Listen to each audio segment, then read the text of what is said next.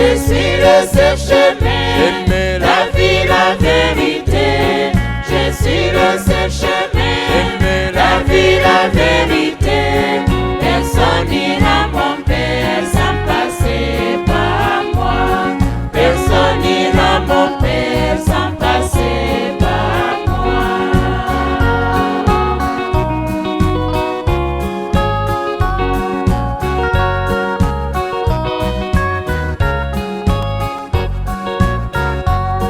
Jésus leur avait dit, celui qui croit en moi n'aura jamais soif, car je suis l'eau de vie.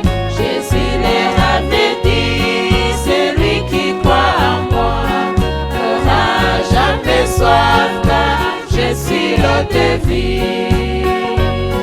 Je suis le seul chemin, la vie, la vérité. Je suis le seul chemin, la vie, la vérité. Personne n'ira mon Père sans passer par moi. Personne n'ira mon Père sans passer par moi.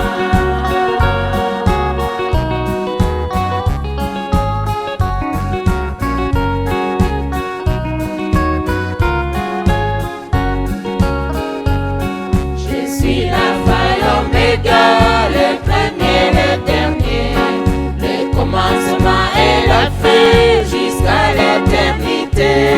Je suis l'alpha et l'oméga, le premier, le dernier, le commencement et la fin jusqu'à l'éternité. Je suis le seul chemin, la vie, la vérité. Je suis le seul chemin, la vie, la vérité. Personne n'ira mon Père sans passer par moi. Personne n'ira mon Père sans passer par moi.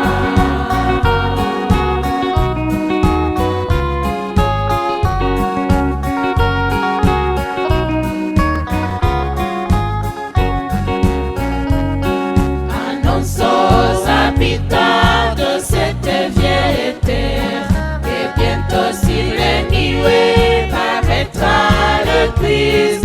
Annonce aux habitants de cette vieille terre que bientôt sur les nuées paraîtra le Christ.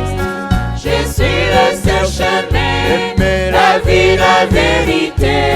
Je suis le seul chemin, la vie, la vérité. Personne n'ira mon Père sans passer par moi. Personne n'ira mon Père sans passer par moi.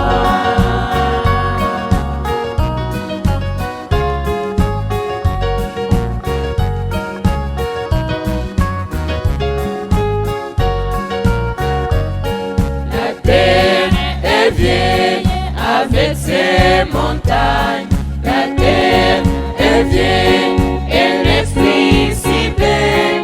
Jésus-Christ notre Sauveur préparé pour nous la cité de la nouvelle Jérusalem. La terre est vieille avec ses montagnes. La terre est vieille et l'esprit si belle. Jésus-Christ notre Sauveur préparé pour nous la cité de la nouvelle Jérusalem. Je suis le seul chemin, la vie, la vérité. Je suis le seul chemin, la vie, la vérité. Personne n'ira mon Père sans passer par moi. Personne n'ira mon Père sans passer par moi.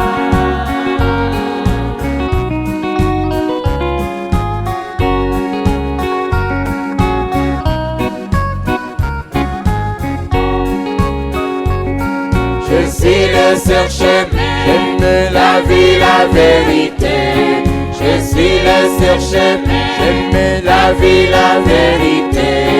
Personne n'ira mon Père sans passer par moi. Personne n'ira mon Père sans passer par moi.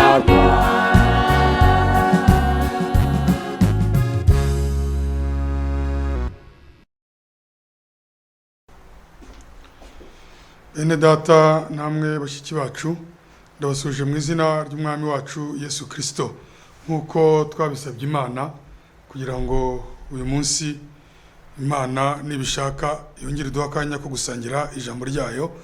Ndashimira Uwiteka Imana nzima ko adufunguriye umuryango kuri umuyoboro w'ikoranabuhanga kugira ngo twongere duhamirize ukuri kw'ijambo ryayo nkuko twabyumvise. Umwami wacu Yesu Kristo yarabivuze imbere ya Pilato muri Yohana 18:37 aravuga ati naravutse nza mu isi kandi cyanzanye ni uguhamiriza ukuri. Ushize twavuze ko uwo murimo iyo nshingano n'ubu umwami wacu Yesu Kristo wazutse aracyayikomeza anyuze mu buhamya bw'ijambo, mu bukozi bw'ijambo, mu itorero ry'Imana nzima, mu mugeni wa Yesu Kristo. Uwo murimo wo guhamiriza ukuri uracyakomeza no mu gitondo cy'uyu munsi ni umwami ubwe uhamiriza ijambo rye. Nkaba nshimira Imana iduhaye aka kanya kandi isabira umugisha uwumva iri jambo wese mu izina ry'umwami wacu Yesu Kristo. Mbere yuko dusoma ibyanditswe turasenga Imana kugira ngo umwami ubwe uhamirize ukuri ahagarare hano ahamirize ijambo rye. Umwami wacu Yesu Kristo mukiza w'ubuntu n'imbabazi, shimwe n'icyubahiro bikugarukire muri aka kanya. Mwami ndagusaba kugira ngo uhagarare hano uhamirize ijambo ryawe uko wabivuze, nta muntu w'inyama n'amaraso Mwami wahamiriza ukuri kwawe, ariko wabwiye abigishwa bawe tumigume mu murwa mutegereze icyo data yasezeranye, tumuzahabwa imbaraga mwabagabo bo kumpamya he Yerusalemu ni Yudaya ni Samariya no kugeza ku mpera z'isi. Mwami twebwe abageze ku mperuka y'ibihe turagushimira yuko ubwo buhamya bw'ijambo ryawe Mwami buracyahari. Kuri kwawe warakurinze mu bihe byose by'itorero Mwami, mu mateka Yesu Kristo y'itorero ryawe Satani yagerageje kuzinya iryo tabaza ariko ntiyabishoboye. Yagerageje kurimbura abakwizera ariko ijambo ryawe ntiryapfanye nabo. Le témoignage de la vérité demeure. Ubuhamya bw'ukuri buracyahari. Nkaba mbigushimiye Mwami wacu Yesu Kristo. N'ubu mu gitondo cy'uyu munsi tunganya imitima yacu turebere munsi y'amaraso yawe. Mwami utwemerere gusabana nawe, udutegurira meza kugira ngo uwumva iri jambo wese abone umugabane we. Mwami ashobore kuvuga nka Dawidi ngo Uwiteka niwe mwungere wanjye ntacyo nzakena, cyane cyane Mwami mu buryo bw'umwuka ntacyo umugeni wawe yabura, uko wavugiye muri Eliya Mwami abwira wa mupfakazi ngo iyo fu n'ayo mavuta ntibizashira kugeza igihe imvura izagwira, kugeza igihe uzagarukira funguro ridutunga ntirizabura. Mwami wanjye ntabwo habura umutsima ntihabura gusigwa hagati mubera kuko uri Yesu Kristo wazutse. Tegura imitima yacu ducishe bugufi tumanure ku birenge byawe, duhe kuba nka Mariya, duhe gufata umugabane mwiza. Mwami ucecekeshe andi majwi yose yaturangaza, turisha imitima yacu. Jwi rituje riduha umugabane mwiza. Wumva wese iri jambo mu mugisha mu izina ry'umwami wacu Yesu Kristo, amen. Turacyari mu kibwirizwa kivuga ngo guhishurwa k'ubwiru bw'Imana, la révélation du mystère de Dieu. Twari tugeze ubushize mu byakozwe n'intumwa cyo cya 9, n'ubu niho tugiye gutangirira duhereye ku murongo wa 3. Byakozwe n'intumwa igice cya 9 guhera ku murongo wa 3. Actes des apôtres chapitre 9 du verset 3.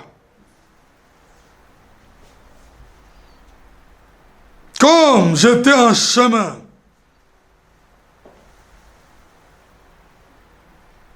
comme il était en chemin et qu'il approchait de Damas, akiri mu nzira ageze hafi y'i Damasco, tout à coup, ako kanya, une lumière venant du ciel resplendit autour de lui. Ako kanya umucyo uvuye mu ijuru urabagirana umugose.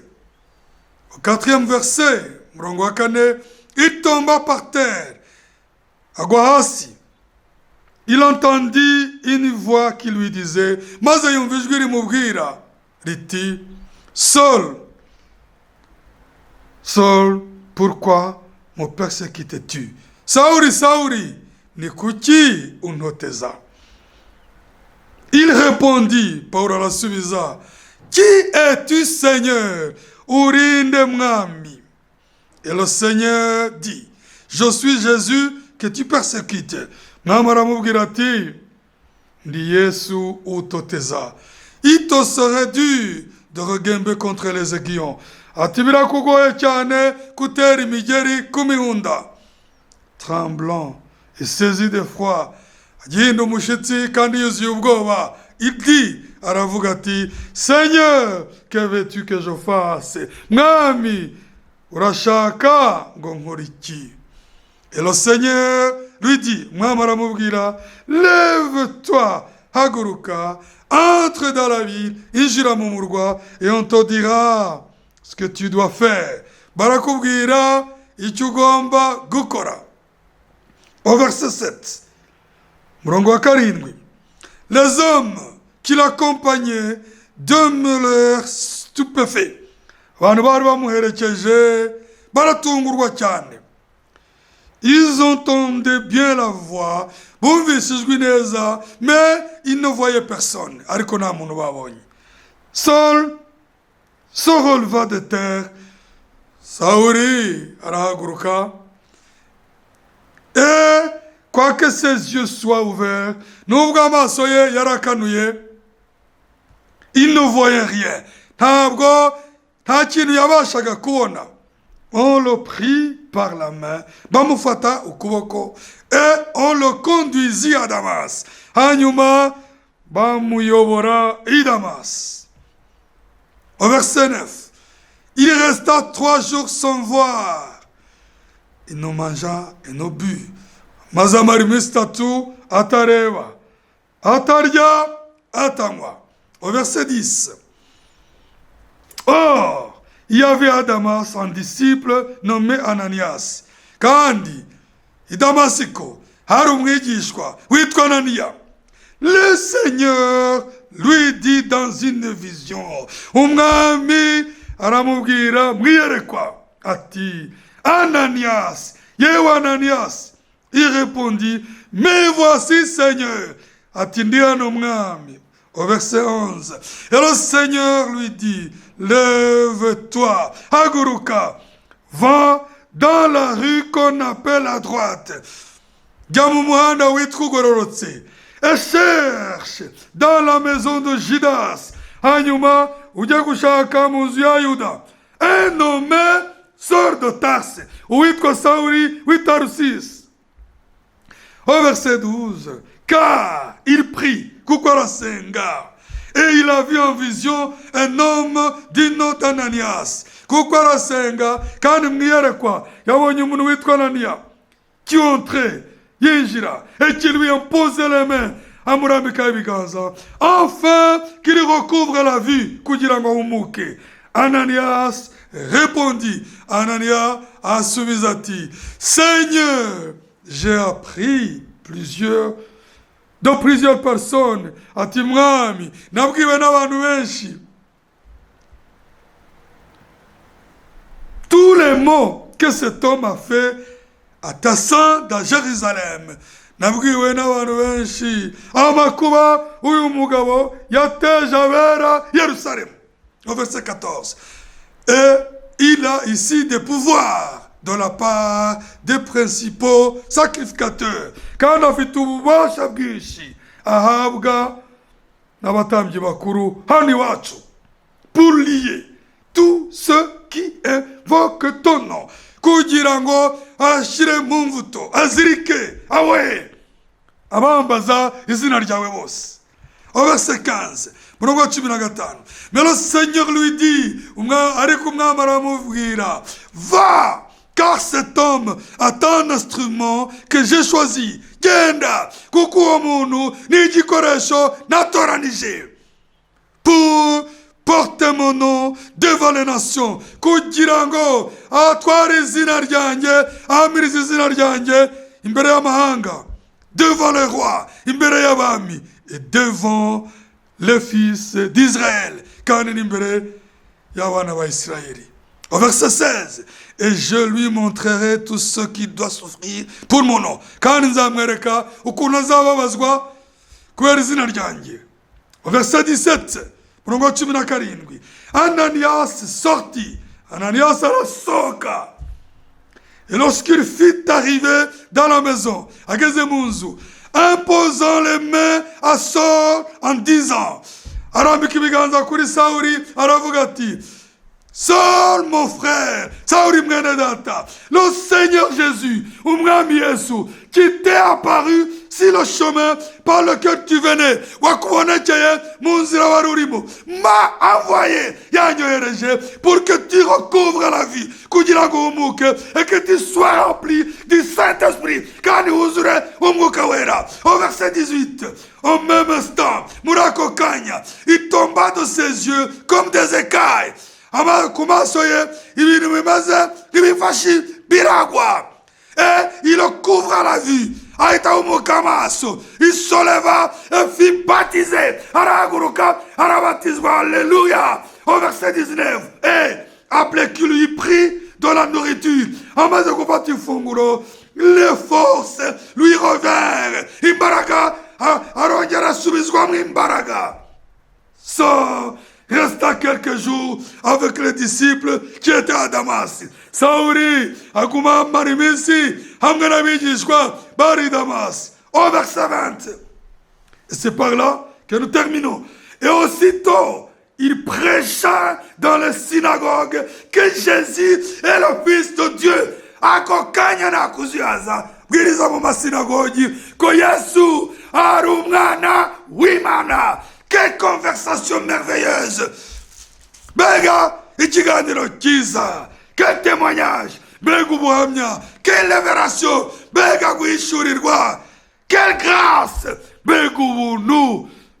Seul qui se rendait à Damas pour lier les saints. Sawuli wari ugiye i Damasiko kugira ngo ajye kuboha no gufunga abera. Mu migambi ye yaragiye kuzirika abera, afite n'ibibari, afite n'ibyangombwa, afite n'impapuro zimuhesha ububasha butagabanyije bwo gukoza icyo ashaka, abahamiriza umwami wacu Yesu Kristo. Oui, il en avait reçu l'autorité de la part des principaux sacrificateurs qui avait fait crucifier le Seigneur de gloire.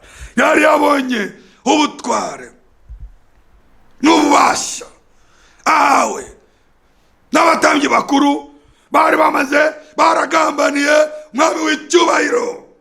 Ariko nk'uko twabibonye, mwami wacu Yesu Kristo yapfuye nk'uko ibyanditswe bivuga.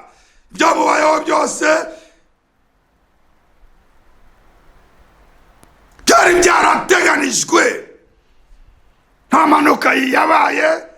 Tout ce qui lui est arrivé était déjà préparé d'avance selon la préscience de Dieu. Ibyamubayeho byose byari byarateguwe mbere bishingiye ku migambi y'Imana. Bo bakomeje akazi kabo, mais le Seigneur les suscité. Ils ont continué le travail de trahir la vérité, de menacer les saints, de les intimider, croyant qu'ils abandonneraient la mission de rendre témoignage à la vérité. Bakomeje gutoteza itorero, no kubakanga, no kubabaza, no kubashyira mu mabohero, bibaza ko bacecekesha ubuhamya bwo guhamiriza ukuri. Ariko ndashimira Imana ko iri jwi rihamiriza ukuri kutavangiye, urijwi ryamiriza ijambo ry'Imana. Uyu murimo wo guhamiriza ukuri Satani yaragerageje, ariko no kugeza mu gihe cyacu le témoignage de la vérité retentit. No kugeza mu gihe cyacu ubuhamya bw'ukuri buracyarangurura. Umwami wacu Yesu Kristo abishimirwe. Ndabibutsa ko turi mu ijambo rivuga ngo guhishurwa k'ubwiru bw'Imana. Je vous rappelle que le titre de notre prédication est la révélation du mystère de Dieu. Guhishurwa k'ubwiru bw'Imana. Ubu bwiru bw'Imana ni Yesu Kristo ubwe. Iki kiganiro niba twacyita ikiganiro, ariko ntabwo ari ikiganiro, ni ubuhamya bukomeye. Umwami wacu Yesu Kristo yishurira uwashaka. Yishurira uwashaka. Sinakwirirwa ndondongora ngo akagira n'abo yisha. Niba yishurira uwashaka, hari abasigara batamubonye. Ariko uwashaka wese, mwese abanyumva, amenye ko nta n'umwe mu b'Imana yateguye kuziyereka utazabura kuyibona. Ububwiru bw'Imana ni umugabane w'abera, ni umugabane w'intore, ni umugabane w'abana b'Imana. Nta n'umwe uvuyemo, twese tugomba kububona. Umugeni agomba kumenya umukwe neza. Nk'uko twamaze kubisoma, Sawuli yaragiye i Damasiko ajyanywe n'akazi ko kujya kuboha itorero, ariko umwami wacu Yesu Kristo wa wundi wiyeretse Mose mu gihuru cyaka umuriro ahita amutegera mu nzira. Ahita amutegera mu nzira. Yenda byizera ko ariko byagenze. Umucyo uramugota, itura hasi, yumva ijwi ku murwa wa 5. Arabaza ati, urinde mwami? Kubera ko Sawuli nk'umuyeburayo wize ibyanditswe, uzi amateka y'Imana ya Isirayeli, uzi uko yiyeretse Mose mu nkingi y'umuriro, ntabwo yabonye ko ahuye na Satani. Oya, mucyumve neza, kuba ari umwami bahuye byo, kuba ari Imana bahuye byo, Sawuli ntabwo yabishidikanyagaho, kuko iyo nkingi y'umuriro ni experience. Icyo gikorwa cyari kibaye, n'icyo kirere, n'uwo mucyo, n'ubwo bwiza, yamenye neza ko ari umwami Imana. Niyo mpamvu yabajije ati, c'est pourquoi il a bien posé la question. Il savait que c'est Dieu. Il savait que c'était gloire. C'était grande lumière. C'était le Seigneur de gloire. C'est pourquoi il a posé bien la question, disant au verset 5, qui est-il, Seigneur? Et le Seigneur lui dit, je suis Jésus que tu persécutes. Urinde mwami, ku murongo wa 5, ati ko jewe narigiye i Damasiko njyanywe no gukorera Imana, none nkaba mbona uyu mucyo, buriya mucyo kuyobora n'umucyo guhagarika umeze nkaho kurwanya, urabibona? Kugira nari ngiye guhamiriza Imana, none nkaba mbona Imana intangiriye. Urinde mwami, ko ari wowe ngiye gukorera. Sawuli mu mutima we nta buryarya bwari buhari, yarazi ko mu kujya gutoteza abahamiriza Yesu Kristo, mu kujya gutoteza ab'ijambo ry'Imana ry'itorero ry'Imana nzima, bo babonaga ko ari ubuyobe. Yarazi ko arimo akorera Imana, agiye kubona abona umucyo umurwanya. Aravuga, turinde mwami, ko agenda ku kazi kawe. Igisubizo kiratomoye, Saul croyait sincèrement qu'il était au service de Dieu. Mais, à sa grande surprise, le Seigneur, dans sa gloire, dans une grande lumière, l'arrêta, comme s'il s'opposait à lui. Ainsi, Saul demanda au Seigneur, dans toute sa sincérité, qui es-tu, Seigneur? Et le Seigneur lui répondit clairement, je suis Jésus que tu persécutes. Saul atabwe igisubizo, washaka kumenya ndi Yesu utoteza. nta nubwo yirwe avuga ngo ni Yesu Kristo. Yashatse kumwereka ko ari Yesu wa wundi w'i Nazareti. Ati ndaje narazutse. Ntago ari bya bindi byo no kwambara inyama n'amaraso, ntago ari bya bindi by'umwana w'umubaji, ntago ari bya bindi by'umunyanazareti mwakiraga mu maso. Ndaje mu bwiza bwanjye, narazutse, ndi mu mbaraga zanjye. Ni Yesu utoteza. Birakugoye gutera imigeri ku mihunda. Ati barakubeshye. Utera imigeri ku mihunda ni ukomereka. Il serait dû de retomber contre les aiguillons. Birakugoye gutera imigeri ku mihunda. Ceux qui regagnent contre les aiguillons, bien sûr que c'est lui qui souffre. Urwanya imihunda ishinze, urwanya ukuri abayihima.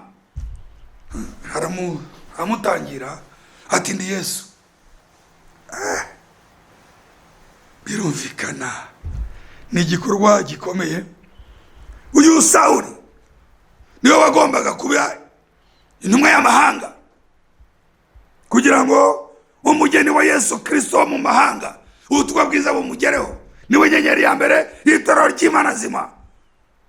Niwe wagombaga kubwiriza Yesu Kristo wazutse mu mahanga. Umukiza wacu ni Imana nzima. Mana yacu n'umukiza. Uyu nguyu niwe wahishuriwe Yesu Kristo kugira ngo ahamirize amahanga. Niyo mpamvu bene data, namwe bashiki banjye, namwe abantu mwese munyumva, byari ngombwa ko Imana yishura ubwiru bwayo. Birasaba ko Yesu Kristo yishura. Bamwe bamuvuge nk'imigani, bamwe bamuvuge nk'amateka, bamwe bavuge ngo Noheli bakana Yesu, abandi bamuririmbe, abandi nabo abiyereke bamumenye nk'Imana nzima. Murabo nk'amashimira Imana ko natwe turimo abana b'Imana, abo yishuriye bakakira umucyo w'ukuri, nabo bamumenye mu bwiza bwe. Sawuli Imana imugirira ubuntu. Murongo wa 6 muzabona Sawuli aratitira. Sawuli abwira umwami ati, mwami uragira ngo nkore iki? Ibyari binjyanye byo ndabibona, ndi tayari, ndabiretse. Mbega ikibazo cyiza mu gihe Imana yakugenderera mu byurimo, aho uri hose gisimbizi. Ariko iki kibazo ni cyiza. Ati biragaragara kunyiyeretse, biragaragara ko imigambi yawe kuri jye ikomeye. Ati nibyo nari ndimo niteguye kubireka. Niyo mpamvu murongo wa 6 nyina agititira abaza umwami ati, uragira ngo nkore iki? Mbega igisubizo. Le Seigneur lui dit, lève-toi, entre dans la ville et on te dira ce que tu dois faire. Haguruka ujye mu murwa, aha ni Damasco, barakubwira icyo ukora. Seigneur, que veux-tu que je fasse? Lève-toi, va dans la ville et on te dira ce que tu dois faire. Mwami, urashaka ko nkora iki? Ni ikibazo cyiza cyane. Iyo umuntu ahamagawe n'Imana yitaba Imana. Iyo umuntu ahamagawe n'Imana ayoborwa n'Imana. Iyo umuntu ahamagawe n'Imana akora icyo Imana imubwiye gukora. Ntabwo umuntu yahamagarwa n'Imana ngo yitaba abantu. Ntabwo umuntu yahamagarwa n'Imana ngo akorera abantu. Natwe birakenewe ko buri wese, nubwo twaba benshi, nubwo twaba turi no mu itorero ry'akarere, dufite naho duteranira, ariko buri muntu wese akwiye kuba imbere y'Imana avuga ngo, mwami uranyeneye wiki, uranshaka wiki, niki ugira ngo nkore? Buri mwana w'Imana wese agahagarara imbere y'umwami Imana wamwishuriye, buri gihe amusaba kumenya icyo amushakaho, adakebaguzwa. C'est bon, c'est merveilleux que chacun se tienne devant le Seigneur qui s'est révélé à lui, qui se révèle à lui, pour lui demander de lui préciser quelle est sa volonté à son égard. Ni byiza buri muntu wese kubaza Imana ngo nkora iki, adakebaguzwa, kubera ko agakiza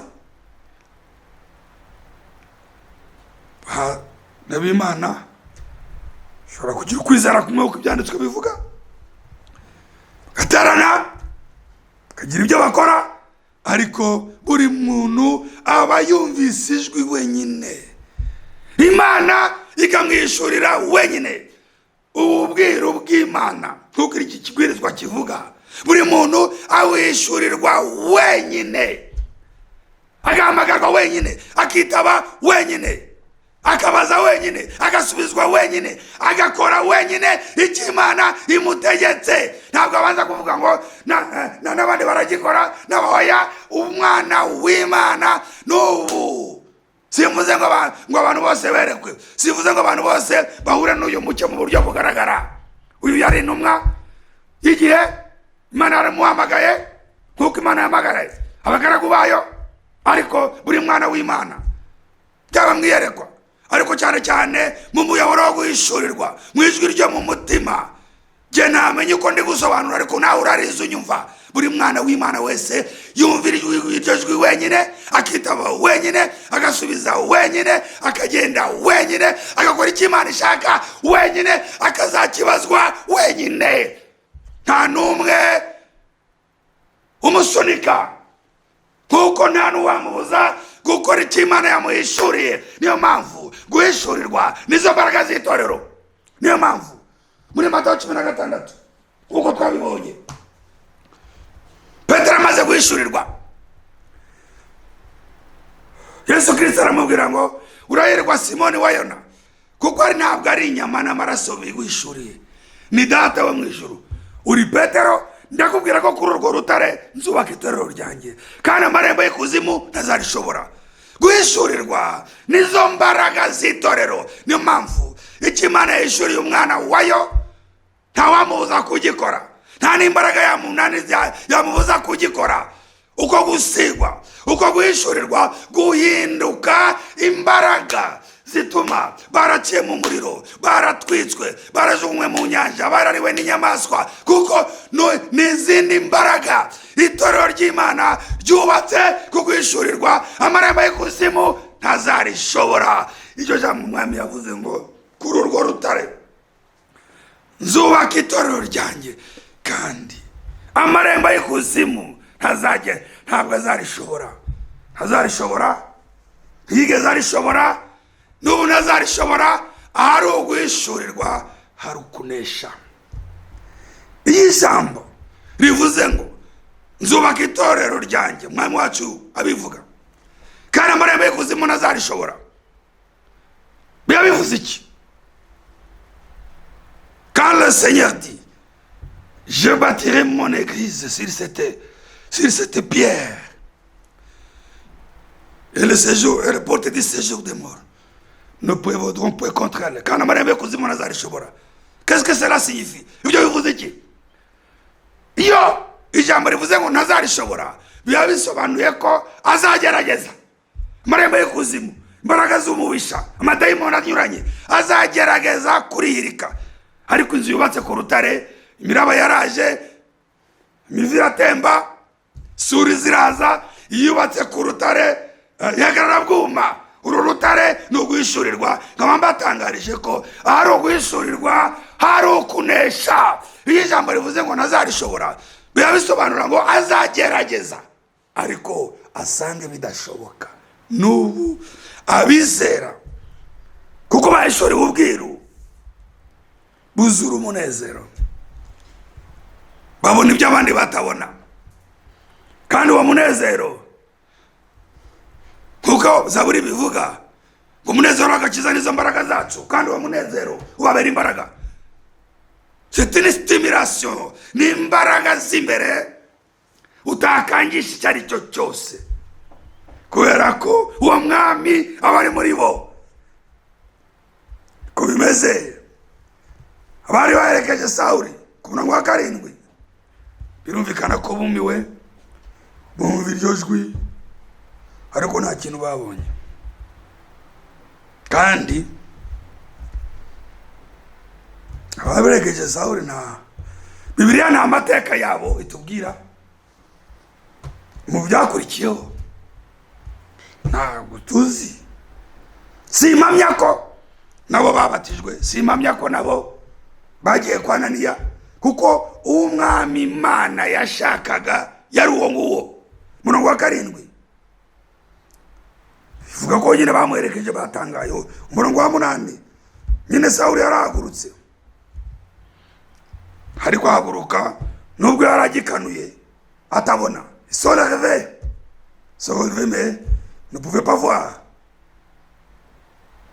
murongo wa 8 ntacyo yabonaga murongo wa 9 amara iminsi 3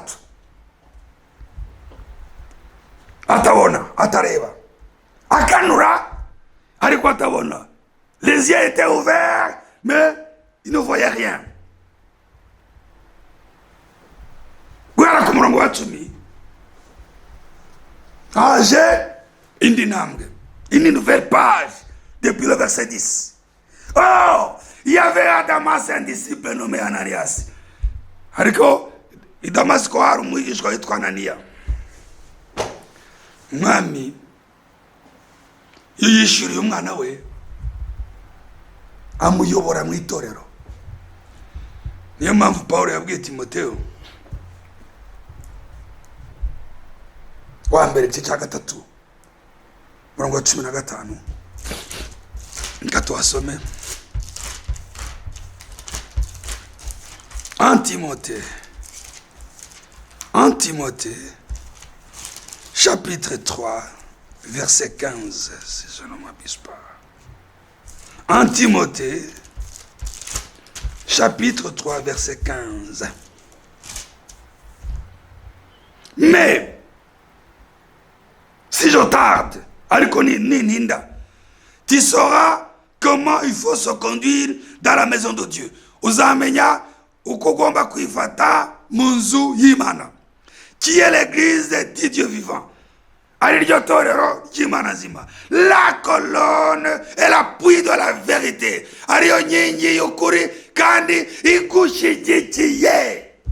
Nukuvuga itorero ry'akarere, itorero ry'Imana nzima, abera igigoza umubiri wa Kristo, nizo nyingi nibo l'église de Dieu vivant. C'est la colonne et l'appui de la vérité. Nibyo ya mission torero ry'Imana nzima, ya mission Yesu yavuze muri Yohana 18:37 ngo naravutse nza mu isi kugira ngo mpamirize ukuri ubwo butumwa. Uwo murimo awukomereza mu itorero. Ntabwo umuntu yavuga ngo yahishuriwe ngo ariko ngo ibyo abandi bari ku isi bizera njye n'ibindeba nzasenga njyenyine. Ntabwo bishoboka. Imana Yesu Kristo akwishuriye, akwishurira n'itorero rye, akwereka n'abana be, kubera ko aho niho impano ze zikorera. Unyumva wese amenya ko iryo naryo ari ibanga.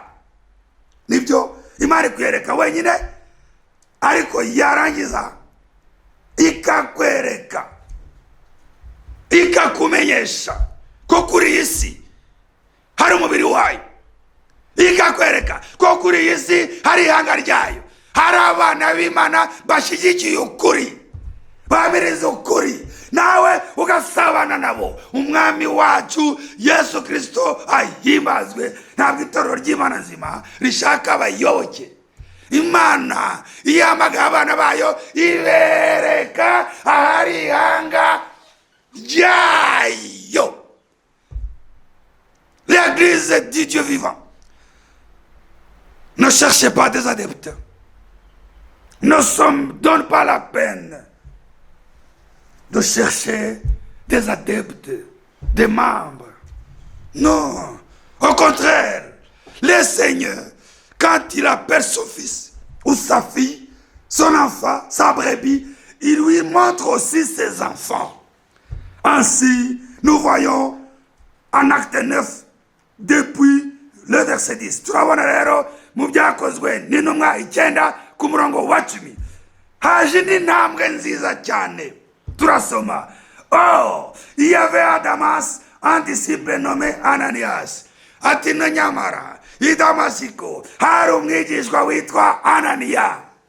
Nkaba mbagiriye gutya banyumva mwese witekaza abana be. I Damasiko nk'uko bavuga uti Kigali cyangwa ahandi ari hose Imana izabahatuye izina abana be, izina amazina yabo. Iki gikorwa cyawe cyaranyubatse cyane, nsanga mu murimo w'Imana nta gutomboza, mu murimo w'Imana nta kugerageza ibitari byo. Ab'Imana irabazi neza. Ntabwo umuntu yavuga ngo abana b'Imana inzira izabananira, ntabwo bishoboka. Ab'Imana ibyayo babaho, ab'Imana yishuriye irabayobora kandi ikabakunesha intambara iyo ariyo yose, kuko sibo birwanirira. Oh, il y avait à Damas un disciple nommé Ananias. Nuko il y a Damasiko hari umwigishwa witwa Ananiya. Le Seigneur lui dit dans une vision, umwami aramubwira mu iyerekwa. Ananias, il répondit, me voici Seigneur. Mwami aramubwira mu iyerekwa ati Ananias we. Ananias arasubiza ati ndi imbere yawe mwami, ndi hano. Au verset 11, et le Seigneur lui dit, lève-toi et va dans la rue qu'on appelle à droite. Haguruka uje mumuhanda witwa ugororotse. Et cherche dans la maison de Judas un nommé Saul de Tarse. Quelle précision, quelle précision, quelle véracité. Oh, la parole de Dieu est précise. Mwamimana yaraziko afite umwigishwa witwa Ananias i Damasiko. Ku murongo wa 11 mwami aramubwira ngo haguruka ujya mu muhanda witwa ugororotse. Mwami Imana azi aho Ananiya aza hose aho uracumbitse. Amaze kumukubita rwonyene, maze kumutera jido, maze kumucugusa, amaze kumucugusa no kumuvana amashagaga n'amatwara ye y'umubiri kugira ngo abone uko amutereka mu impano ye. Amaze kumucubya azina acumbitse ngo genda ujye mu muhanda witwa ugororotse. Muri uwo mujyi wa Damasiko il y avait des avenues. Dans cette ville de Damas il y avait des avenues. Muri uwo mujyi wa Damasiko harimo imihanda nk'uko mu mijyi yose hari imihanda. Atejya kuri avenue yitwa igororotse. Et cherche dans la maison de Judas. Ujye mu nzu y'uwitwa Judas, ushakemo un nommé Saul de Tarse. Ubaririze uwitwa Sawuli w'i Tarusi. Mwami Imana aratuzi, Mwami Imana azi abana be. Abanyumva mwese muvuge amina. Uku ni ukuri, ntabwo ce ne sont pas des légendes. C'est une histoire réelle et véritable. Ntabwo ari imigani, ni amateka yabaye. Kandi uwo mwami uko yarari n'ubu niko ari, niko azahora. Atuza amazina, azi aho dutuye, azi icyo adushakaho. Genda ku muhanda witwa ugororotse, ujye mu rugo rw'uwitwa Yuda, ubaze uwitwa Sawuli w'i Tarusi. Murongo wa 12. Au verset 12, car il prie, kuko arasenga. Mungu ni Sawuli wakoze experience, wahuye n'Imana, wahumye, umaze iminsi atari yatanywa, kandi wamaze kureka ubutumwa yahawe n'abakuru b'amadini. Ubutumwa bwaguye mu mazi. Ibipapuro yari afite byose sinzi niba yarabitoraguye mu gihe yikubitaga hasi. Muri iryo yerekwa agoswe n'ubwo bwiza bw'umwami w'icyubahiro, muri experience yagize, simpamya ko namwe abanyumva mu bitekerezeho, simpamya ko Sawuli yagiye guhaguruka atoragura ibyo bipapuro byo kujya gufata itorero. Ndakeka ko yaba yarabitayeho, simpamya ko. ntabwo nemeza ko yagiye kuvundagurika ajya gutoragura impapuro. Aya yaravuze ati misiyo yahindutse, ibintu byahindutse, ibi birangiranye n'ibyabyo, ntangiye indi ntambwe. Niyo mpamvu yavuze turashaka ko nkora iki, ati jya mu murwa barakubwira icyo ukora. Wenda yari yiteze ko bamubwira ngo komeza ujye kuboha bariya abantu bayobye bigisha ibinyoma. Genda, hari itorero ryanjye, imigambi yanjye, umurimo wanjye nkukomereza muri assemble, nkukomereza muri eglise, nkukomereza mu itorero. Va genda, barakubwira. Niyo mpamvu shimira Imana. Imana yiyeretse Sawuli, niyo Mana yagiye ihamagara abagaragu bayo uko ibihe byagiye bisimburanwa by'itorero. Niyo mpamvu no mu gihe cyacu Imana yahamagaye umugaragu wayo ikamuha umucyo. Eliya w'igihe cyacu ntabwo itorero ry'Imana ryapfuye kuvumbuka. Oya, uw'Imana yakora ku mutima akumva n'ikibwirizwa, Imana imwereke abamubwira mu buryo burambuye ibikurikiraho, kandi ibikurikira uwo mucyo, ibikurikira iryo jwi, ibikurikira uko guhamagarwa bibitswe n'itorero, kuko niyo nkingi y'ukuri kandi gushyigikiye. Imana yikwiyeretse ikwereka bere bayo ngo bakubwire mu buryo burambuye ibikurikira, kuko Imana ababera ibibazo. Murongo wa 12, car il prie, kuko uwo mugabo arasenga. Il a vu en vision un homme du nom d'Ananias. Yabonye mwiyerekwa umugabo witwa Ananiya. Nukuvuga ngo iyi Mana ibera hose icyarimwe. Haleluya, ndanayishimye muri aka kanya. Nukuvuga ngo irajya hano ikabwira Ananiya, Ananiya, genda ujye mu muhanda witwa ugororotse, mu rugo rw'uwitwa Yuda, ubaze uwitwa Sawuli w'i Tarusi. Wari ku murongo wa 11. Umurongo wa 12 ati kuko arasenga, harimo arasenga, kandi mwiyerekwa yabonye umugabo witwa Ananiya. Nukuvuga ngo Imana, uwo mwami aragenda akiyereka Sawuli, akamwereka Ananiya, akaba ako kanya akabwira Ananiya ati jyayo, namaze kumutegura. Nta mbaraga z'abagaragu b'Imana bashyiramo, nta guteka imitwe. Uko Imana ikora biratangaje. Ngo arimo arasenga kandi yakubonye. Yabonye witwa Ananiya qui entre, yinjira, et qui lui imposait les mains avec qui le couvre la vue. Ananias répondit, ati kuko murongo wa 11, jya mu muhanda witwa ugororotse, ubaze urugo rw'uwitwa Yuda, urasangamo Sawuli, umugabo witwa Sawuli, umurebe, kuko arimo arasenga. Ku murongo wa 12, kandi yabonye umugabo witwa Ananiya yinjira mu nzu, amarambikaho ibiganza, arahumuka. Murongo wa 13, Ananiya arasubiza. Au verset 13, Ananias répondit, Seigneur, j'ai appris de plusieurs personnes tous les mots que cet homme a fait à tes saints à Jérusalem. Ati nabwiwe n'abantu benshi amakuba uwo mugabo, iryo zina siyonye ryumva. Nzi amateka ye, nzi n'amakuba yateje abera.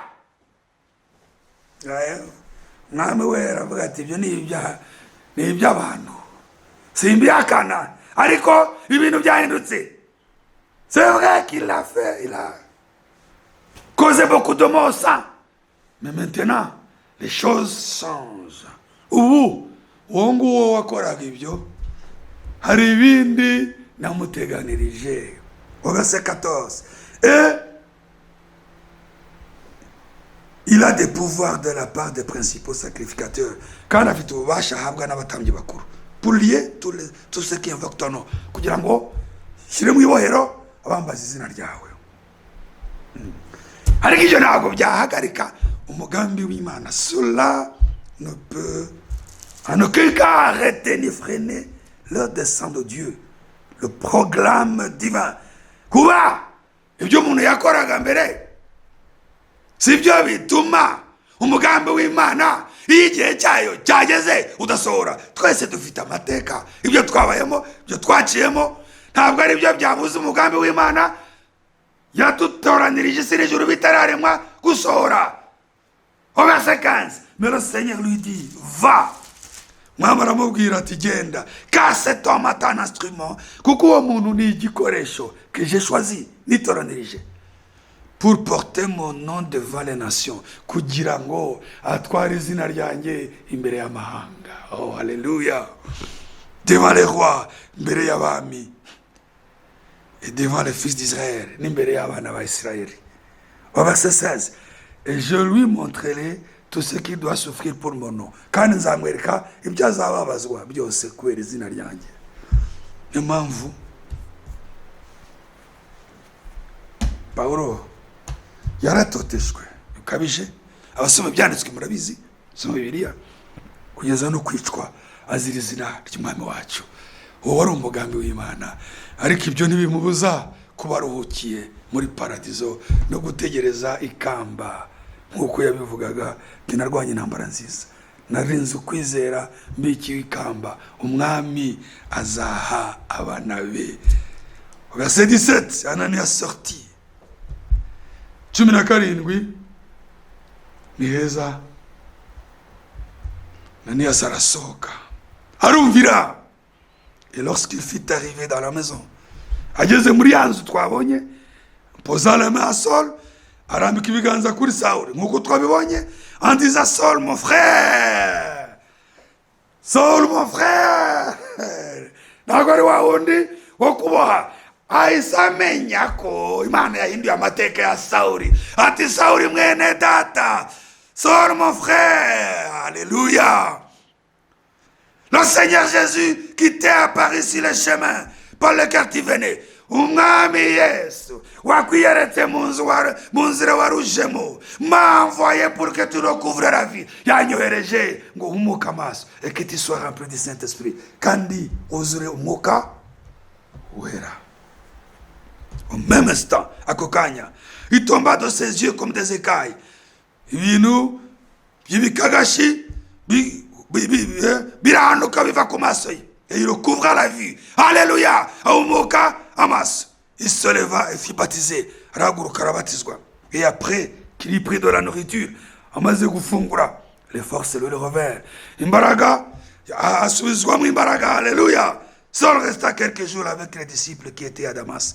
Saul amarana igihe iminsi n'abigishwa bari Damasi, aho yaragiye kuboha, aho yagiye guta mu mvuto, bamara igihe basangira, bamara igihe bahimbaza Imana. Au verset 20, et aussitôt il prêcha dans les synagogues que Jésus est le Fils de Dieu.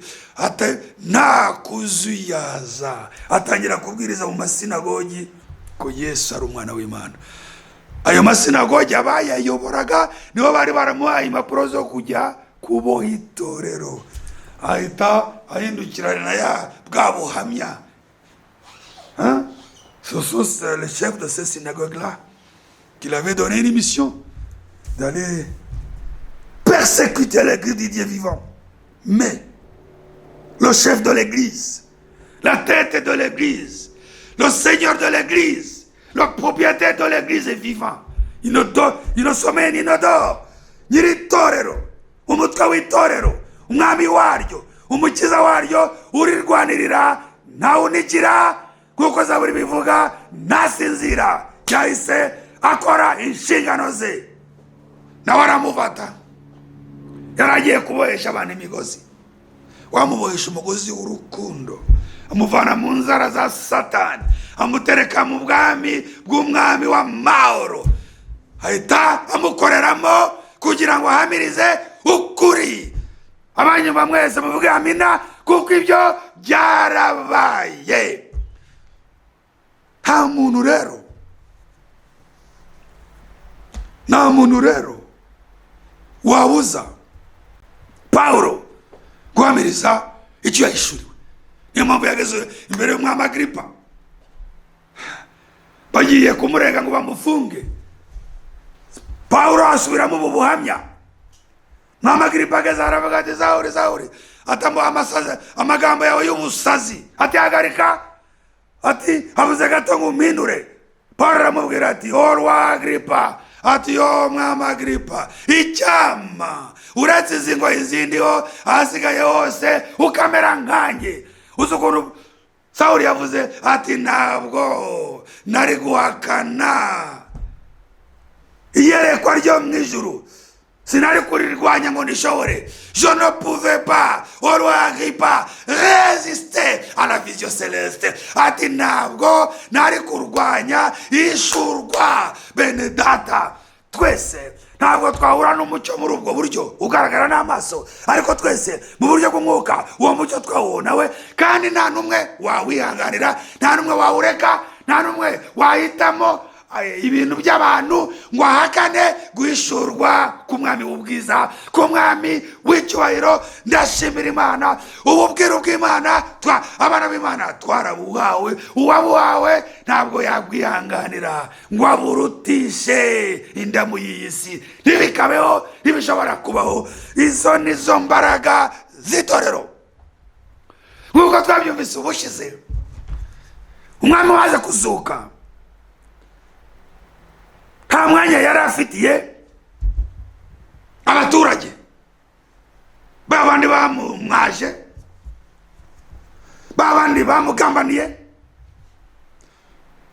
babanditsi n'abakuru b'amadini y'icyo gihe. nta maka akeneye kujya nabo. Umwami wazutse afite gahunda yo kubaka itorero rye. Niyo mpamvu yahise yiyereka ba Mariya Madarena kumva marayika arabwira ati nari hano yazutse. Niyo mpamvu yahise mu nzira ijya i Damasiko yiyereka abigishwa, nako mu nzira ijya i Emawusi, mumbabarire muri Luka 24 uko twabibonye, arabiyereka, twarabibonye mu byanditswe byose mu kanya gato. Mitima irabohoka, mitima iracya. Ubwo nibwo bwiru bw'Imana, ni ukubona Yesu Kristo mu ijambo rye. Mwami wacu Yesu Kristo aduhane umugisha. Hajya aho ba Petero bikingiraniye adakomanze, arabiyereka. Nuba arakomeza yiyeretse Paulo, ariwe witwaga Sawuli. Na nyuma yaho arakomeza, none natwe yatugezeho. Umwami wacu Yesu Kristo ahimbazwe. Uwabonye ububwiru wese arashikama, arakomera. Imiraba nubwo yaza, amajwi nubwo yaza, amadini nubwo yahaguruka, ibibazo nubwo byaza, uyu mucyo ntabwo uzahagarara, ntiwigeze uhagarara kugeza igihe umwami wacu Yesu Kristo azagarukira. Mu byakozwe ni mu Bakorino ba mbere,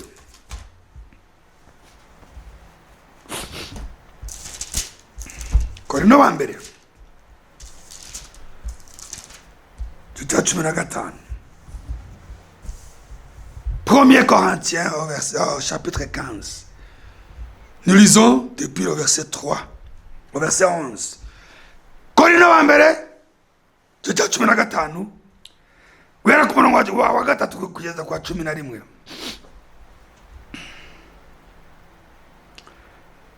Verset 3.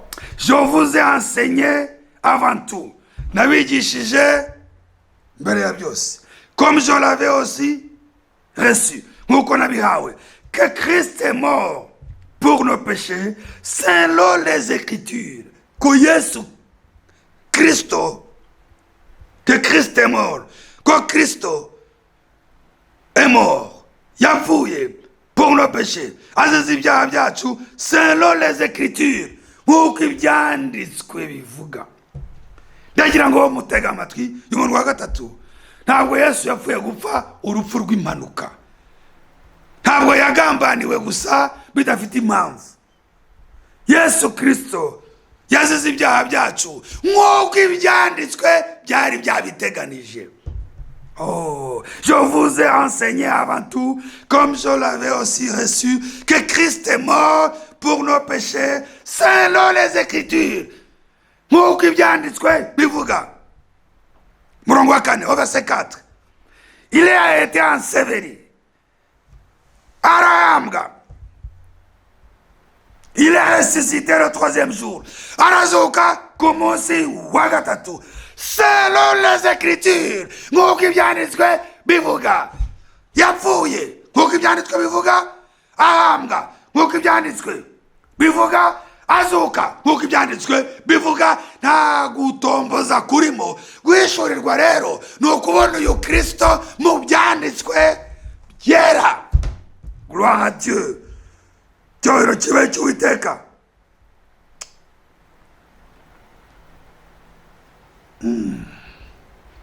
Niyo mpamvu iyo dusomye nk'uko twabibonye muri Yohana 5:39, umwami wacu aravuga ngo musuzume ibyanditswe. Yohana 5:39, Jean chapitre 5 verset 39. Vous sonnez les Écritures, croyez avoir en elles la vie éternelle, mais ce sont elles qui rendent témoignage de moi. Musuzume ibyanditswe, mwibwira ko muri byo mwabona mu bugingo budashira, ariko nibyo bimpamiriza. Niyo mpamvu hano Paulo arimo gutanga ubuhamya mu Bakorinto ba mbere 15:3, ababwira ati ibyo nigishije n'ibyo nahawe ntabwo ari ibitoragurano, ni ibintu byiza. Au verset 3, je vous ai enseigné avant tout comme je l'avais aussi reçu. Nabigishije mbere ya byose nk'uko nari nabihawe. Yabihawe gute? Mu nzira yo guhishurirwa.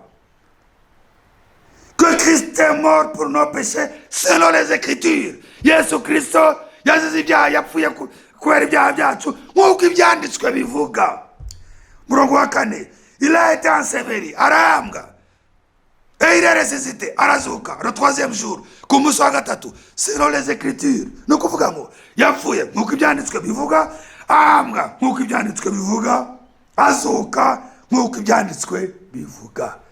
Niyashaka ari gukomeza, yanazamutswe nk'uko ibyanditswe bivuga.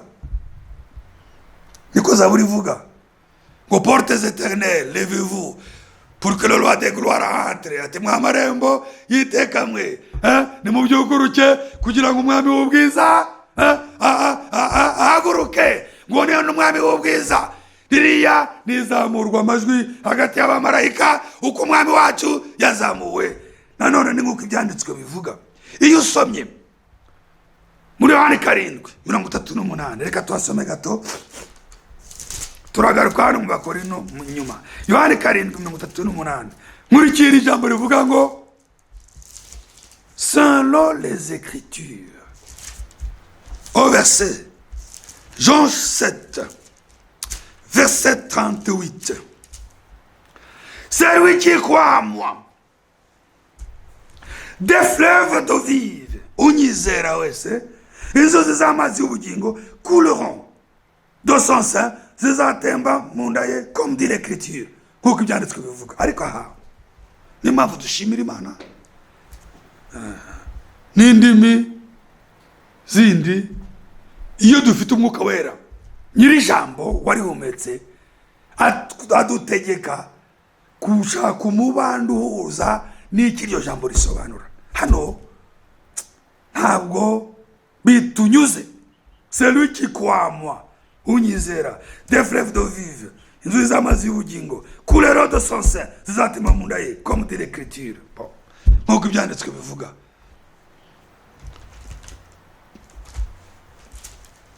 Tujya hano mu Cyongereza gatoya. Yohana 7, turasoma umurongo wa 38.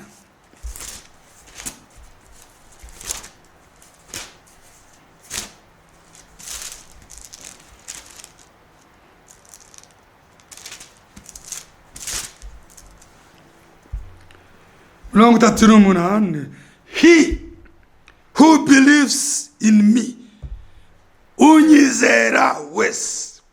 He who believes in me, unyizera wese, as the scripture has said, nk'uko ibyanditswe bivuga. Out of his heart will flow rivers of living water. Mu mutima we hazatemba inzuzi z'amazi y'ubugingo. He who believes in me, unyizera wese, as the scripture has said, nk'uko ibyanditswe bivuga.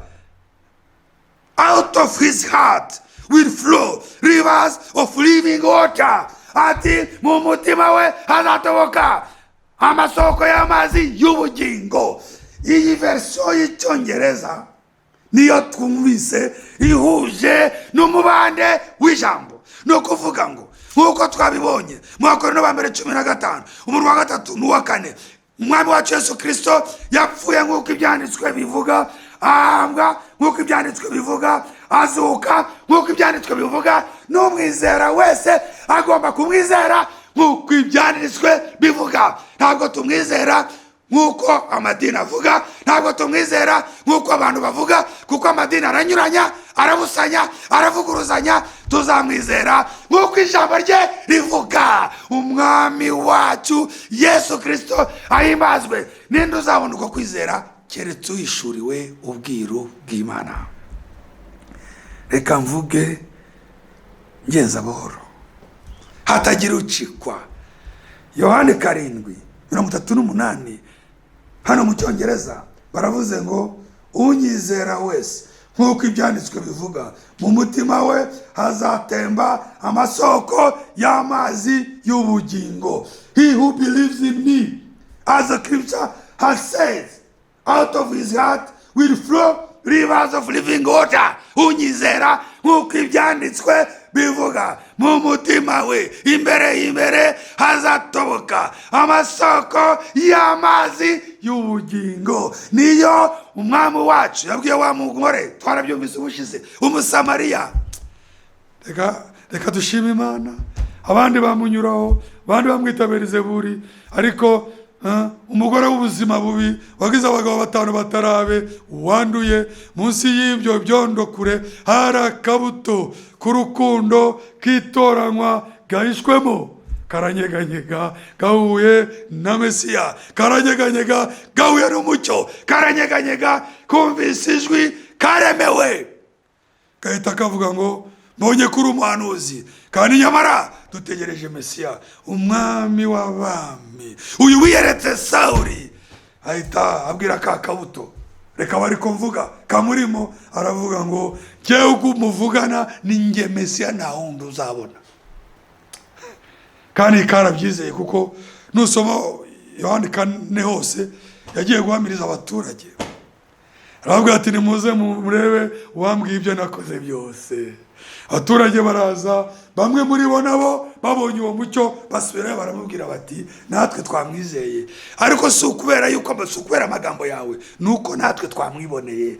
Nta muntu wizezwa n'undi, buri muntu wese yizera yamwiboneye. Haleluya. Paulo hano katutera gatambwe, iminota yakiragiye, yerekanye urufatiro rw'ubutumwa abwiriza nk'uko ibyanditswe bivuga. N'umwami wacu nawe aravuze atuzanyizera nk'uko ibyanditswe bivuga. Niyo mpamvu n'ubwiru bw'Imana bwishurirwa ubihishuriwe abona Kristo nk'uko ibyanditswe bivuga.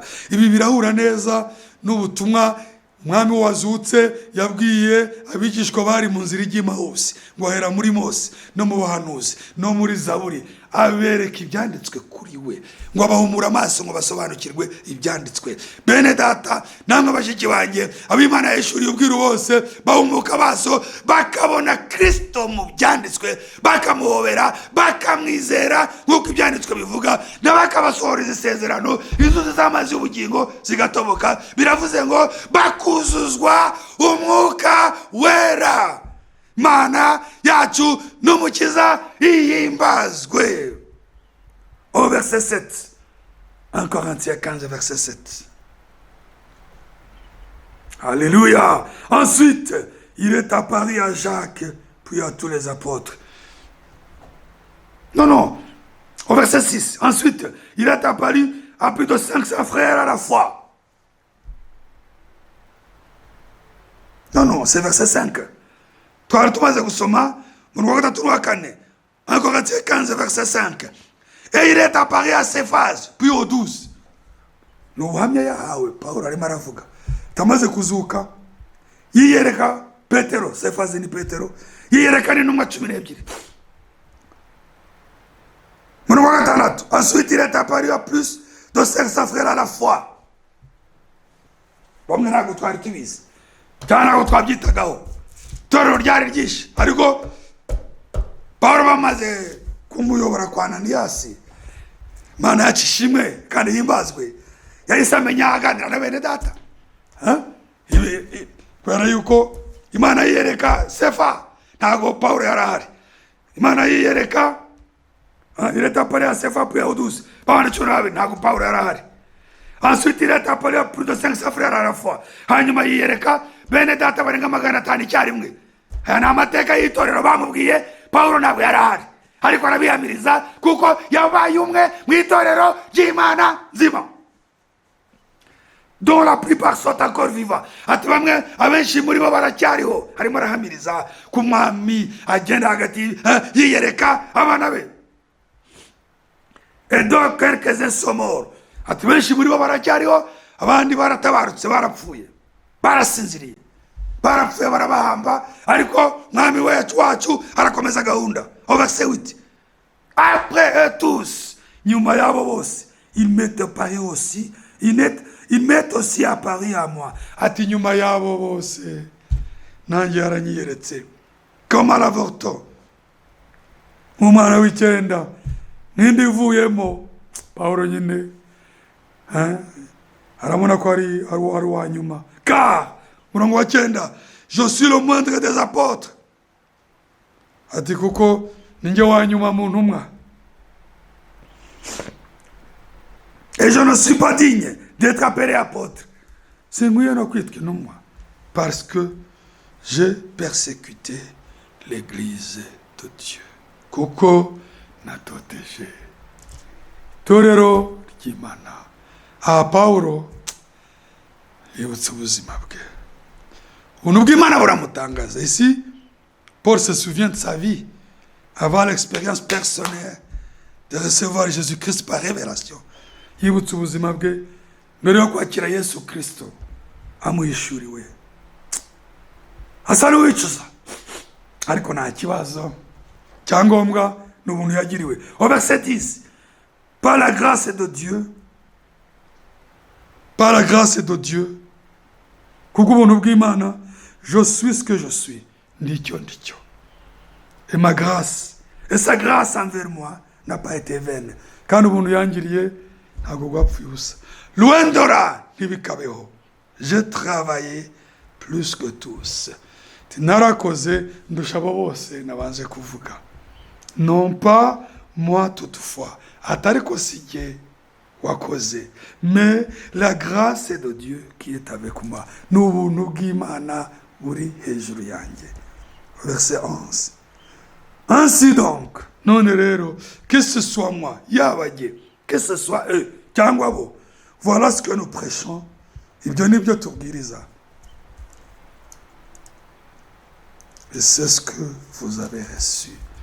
kandi nibyo mwakiriye.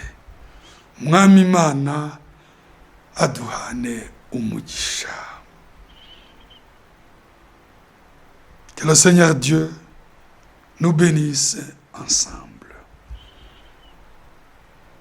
Sinshaka gukomeza, katwohereza umwanya. Mana nibishaka tuzakomeza. Je ne veux pas m'y étendre ni continuer aujourd'hui. Dieu voulant, nous aurons l'occasion de continuer. Icyo tubonye, cyo duhamirije, ni Imana yaduhaye. Tukaba twizera yuko twese umvise iri jambo Imana iduhayemo umugabane. Gushurwa k'ubwiru bw'Imana ni uguhamagarwa nayo kugira ngo ubuhabwe. Gushurwa k'ubwiru bw'Imana ni uko Imana ubwayo ikwiyereka mu ijambo ryayo, ukizera Yesu Kristo nk'uko ibyanditswe bivuga, kuko yadupfiriye azize ibyaha byacu nk'uko ibyanditswe bivuga, arazuka kugira ngo tubeho, azuka nk'uko ibyanditswe bivuga, kandi yari yahambwe nk'uko ibyanditswe bivuga, none n'ubu aracyakora nk'uko ibyanditswe bivuga. Uwiteka Imana yacu adushoboze kumwizera muri uwo muyoboro nk'uko ibyanditswe bivuga, kandi ntazadutenguha, kandi ngo areke kusohoza ijambo rye. Ni ngombwa nibiba bityo, amasoko y'amazi y'ubugingo azahora adudubiza mu mitima yacu. Uwiteka aduhane umugisha, kandi aho umugisha abamuhobeye bakakira iri jambo mwese. Amena. Turasenga. Ndagushimiye mwami wacu Yesu Kristo, ndagushimiye mukiza w'ubuntu n'imbabazi. Jambo ryawe riratangaje. Niyo mpamvu Mugaragu Dawidi yaravuze ati, hwejesha amaso yanjye ndebe ibitangaza byo mu ijambo ryawe. Ouvre mes yeux pour que je contemple les merveilles de ta parole. Fungura amaso yanjye kugira ngo nitegereze ibitangaza byo mu ijambo ryawe. Mwami wanjye, ndagushimiye kubw'ijambo ryawe, kwaduhumuye amaso ngo tubone ibitagaragara, twumve ibyo abandi batumva, twizere ibyo abandi batazi, tukubone mu ijambo ryawe, tukubone mu buhamya bw'ibyanditswe. Mwami wanjye, ngusabye guha umugisha imbuto imaze kubibwa, ngusabye guha umugisha abana bawe bumvise iri jambo, ngusabye mwami kuvomerera iyi mbuto no kuyiha umusaruro, mwami mu bugingo bw'abayakiriye. Umugisha abakiriye iri jambo, uriherekeze mwami, bike bivuzwe ubitubure, uhaze abana bawe. Duha umugisha, udushoboze mwami gukomeza kukwizera nk'uko ijambo rye rivuga. Nubyemera, ku kindi cyumweru ukadufungurira umuryango mwami, tuzongera twumva ijambo ryawe, tuguhamirize, tukaba tukwiragije kugeza icyo gihe n'ikindi cyose kizaza, mu izina ry'Umwami wacu Yesu Kristo. Amen. Uwiteka abahe umugisha mwese abakiriye ijambo, mu izina ry'Umwami wacu Yesu Kristo. Amen.